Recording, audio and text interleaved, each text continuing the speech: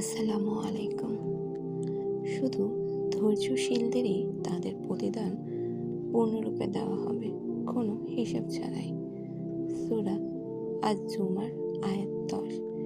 যদি দিনের পর দিন, রাতের পর রাত মোনাজাত আর কাঁদতে কাঁদতে তোমার চোখের পানি শুকিয়ে যায়, যদি গভীর রাতে তাহাজ্জুদ নামাজের অতি বিনয়ী আর বিশ্বাসী প্রার্থনাগুলো আর মনের চাওয়াগুলো অপূর্ণই থেকে যায়, যদি আরশের আজিম থেকে কোনো ফয়সালা না আসে, যদি তোমার ডাকে তোমার প্রভু সাড়া না দেয়, তবু হাল ছেড়ে দিও না, ধৈর্যহারা হয়ে যেও না, হতাশায় পড়ে যেও না। সাহায্য আসবে, আসবেই ইনশাল্লাহ।